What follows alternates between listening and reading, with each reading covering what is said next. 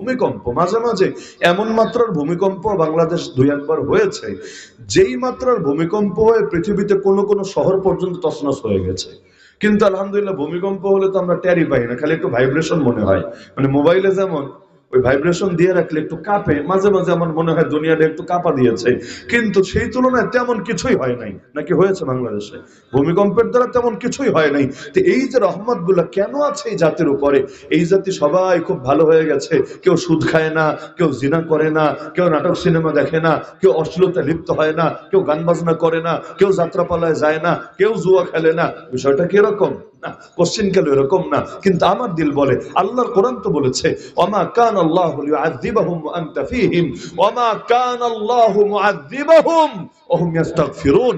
বান্দা যতদিন রবের কাছে ইস্তেগফার করতে থাকবে, ক্ষমা চাইতে থাকবে, আল্লাহ ততদিন তাদেরকে গণ আযাব দিয়ে বরবাদ করবেন না। এই যে তাহাজ্জুদের সময় মাদ্রাসায় এসে দেখেন না এই ছোট ছোট বাচ্চাগুলো, যেই সময় আপনি বাসায় ঘুমান, কারণ এখন তো ঘুমাতে যাই রাত 12টার পরে, 1টা 2টা 3টার দিকে, তো যেই টাইমে আপনার ঘুম একেবারে তুঙ্গে, এমনকি যে ঘুমের ঠেলায় ফজরের নামাজ পর্যন্ত আপনার নিয়মিত যায় ছুটে, ওই তাহাজ্জুদের সময় এসে এক একটা মাদ্রাসায় দেখেন না এই ছোট ছোট মাসুম বাচ্চারা, যাদের অনেকে বালেগ হয় না, এখনো প্রাপ্তবয়স্ক হয় নাই, তারা কি সুন্দর করে তাহাজ্জুদ পড়ে আল্লাহর কালাম খুলে, দিল খুলে, মন খুলে কোরআন মাজিদ তেলাওয়াত করছে, হিফজ করছে, উস্তাদকে গিয়ে শোনাচ্ছে। আরে এই মানুষগুলোর ইবাদতের কি কোনো দাম নাই? অবশ্যই দাম আছে। আমার তো দিল বলে এই রকম আল্লাহওয়ালা, এই রকম তালিবুল ইলমদের রোনাজানের বরকতি আল্লাহ এই জাতিরে এখন আযাব দিয়ে, গজব দিয়ে বরবাদ করা থেকে হেফাজত রেখেছে। অতীতে এক এক কবিরা গুনাহের কারণে এক এক জাতি শেষ, মাপে কম দিত এক জাতি শেষ, সমকামিতায় লিপ্ত হয়েছিল আরেক জাতি শেষ। আর আমরা তো মাশাআল্লাহ মারহাবা নাউজুবিল্লাহ, যেটা বলার বইলা নেন, আমরা তো কোনো কবিরা গুনাহ বাদ রাখিনি।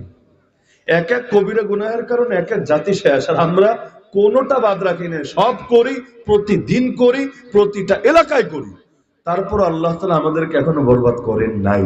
অথচ আল্লাহ আগে যেভাবে শাস্তি দিয়েছিলেন ওভাবে দিলে আমাদের নাম নিশানা, আমাদের তো দূরের কথা, মুক্তাগাছা নামে একটা জায়গা আছে, ময়মনসিংহ নামে একটা জায়গা আছে, এগুলোই তো থাকার কথা না, সব নিশ্চিন্ন হয়ে যাওয়ার কথা।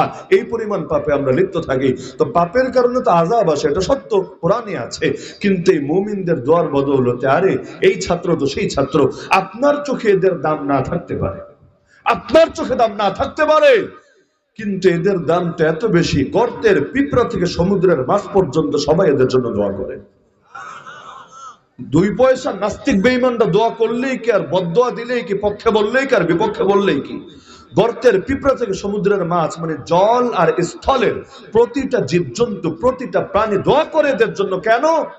এজন্য দোয়া করে না যে তাদের খায় দেয় কাম নাই, তাদের ব্যস্ততা নাই, তাদের দুনিয়ার কোনো ঝামেলা নাই, বহুত পেরেশানি আছে, ওদেরও খাদ্যের সন্ধানে বের হতে হয়, ওদেরও রিজিকের তালাশ করতে হয়। তাহলে দোয়া করে কেন?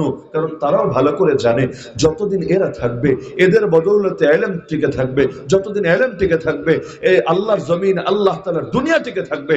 কারণ যতদিন পর্যন্ত সহি ইলমের চর্চা হবে, আল্লাহ আল্লাহ এই তাওহীদের কথা বলা হবে, ততদিন আসমান থাকবে, জমিন থাকবে। যখন সব হারিয়ে যাবে, গোটা জমিন শিরিক দিয়ে, কুফর দিয়ে, জাহেলিয়াত দিয়ে ভরে যাবে, না আসমান থাকবে না জমিন থাকবে।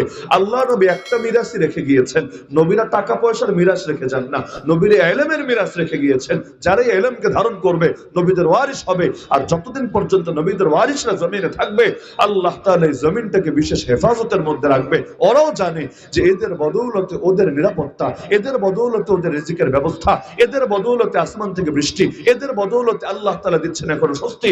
না হলে যদি গোটা দুনিয়া ভরে যেত পাপাচারদের, পাপাচারের মাধ্যমে আল্লাহ এক সেকেন্ডের জন্য দুনিয়া বাকি রাখতেন না। তো এই বাস্তবতা আপনি না বুঝতে পারেন, আপনার মনে হতে পারে বিজ্ঞানী থাকলেই তো দেশ চলবে, অর্থনীতিবিদ থাকলেই তো দেশ চলবে, রাজনীতিবিদ থাকলেই তো দেশ চলবে, বড় বড় ব্যবসায়ী থাকলেই তো দেশ চলবে। কিন্তু জানেন না আপনি, যতদিন আল্লাহ আল্লাহ বলনেওয়ালারা থাকবে ততদিন দেশ থাকবে। আর যখন আল্লাহ আল্লাহ বলনেওয়ালা কেউ থাকবে না, সারা দুনিয়া বিজ্ঞানী, রাজনীতিবিদ, শিক্ষাবিদ, অর্থনীতিবিদ মাথা মোটা দিয়া ভরে গেলেও এক সেকেন্ডের জন্য আল্লাহ জমিনকে রাখবে না। এই জন্য ফেরেশতা পর্যন্ত তাদের প্রতি সম্মান প্রদর্শন করে ডানা বিছিয়ে দেয়। ফেরেশতা দুনিয়ার লোকে মূল্যায়ন করুক বা না করুক, ফেরেশতা পর্যন্ত যারা মূল্যায়ন করে। এমনকি শুধু এই তালিবুল ইলমদেরকে না, এই যে উস্তাদরা, ইন্নাল্লাহ ওয়া মালায়েকাতাহু ইউসাল্লুনা আলা মুআল্লিমিন নাসিল খায়র, যারা মানুষকে ইলম শিক্ষা দিচ্ছে, কল্যাণ শিক্ষা দিচ্ছে, তাদের উপর আল্লাহ নিয়মিত রহমত বর্ষণ করেন আর ফেরেশতারা তাদের জন্য আল্লাহর কাছে ক্ষমা প্রার্থনা করে। তাহলে ভাবতে পারেন আল্লাহ যাদের উপর রহম বর্ষণ করেন, ফেরেশতারা ক্ষমা প্রার্থনা করে, এদের চাইতে বড় সৌভাগ্যবান কে হতে পারে? এজন্য নবী বলেন, খায়রুকুম, তোমাদের মধ্যে শ্রেষ্ঠকে জানো? তোমাদের মধ্যে শ্রেষ্ঠ হলো মান তাআল্লামাল কুরআনা ওয়া আল্লামা, যে ইলম শিখেছে এবং শিক্ষা দিয়েছে, যে কোরআন শিখেছে শিক্ষা দিয়েছে। আল্লাহ রাসূল বলেন, মান ইউরিদিল্লাহু বিহি খায়রা, আল্লাহ যার কল্যাণ চায় তাকে ইউফাক্কিহু ফিদ্দীন, দ্বীনের গভীর জ্ঞান দান করে। কথা উল্টান, তার মানে আল্লাহ যার কল্যাণ চান না তাকে দ্বীনের গভীর জ্ঞানও দান করেন না। মান সালাকা তারিকান ইয়ালতামিসু ফিহি ইলমা, যে ব্যক্তি এমন কোন পথ ধরে যেই পথ দিয়ে সে ইলম শিখবে, ইলম সাহারাল্লাহু লাহু বিহি তারিকান ইলাল জান্নাহ, আল্লাহ তাআলা এর উসিলায় তার জন্য জান্নাতের পথকে সহজ করেন। তাহলে মাদ্রাসাগুলো আমাদের জন্য অনেক বড় খেদমতের মাধ্যম, অনেক বড় নাজাতের মাধ্যম। এমনকি আমাদের উস্তাদ আল্লামা আব্দুল্লাহ পাহাড়পুর রহমতুল্লাহ আলাইহি বলতেন যে ফিতনার জামানায় কওমি মাদ্রাসাগুলো হলো নূহ আলাইহিস সালামের নৌকার মতো। ওই জামানায় যারা নৌকায় চড়েছিল আল্লাহর গজব থেকে বেঁচে গিয়েছিল। এই জামানায় দ্বীনি প্রতিষ্ঠানগুলোর সাথে যারা সম্পর্ক রাখে, আল্লাহ তাআলা এর বরকতে তাদেরকে জামানার হাজার রকম ফিতনা থেকে নিরাপদে রাখেন।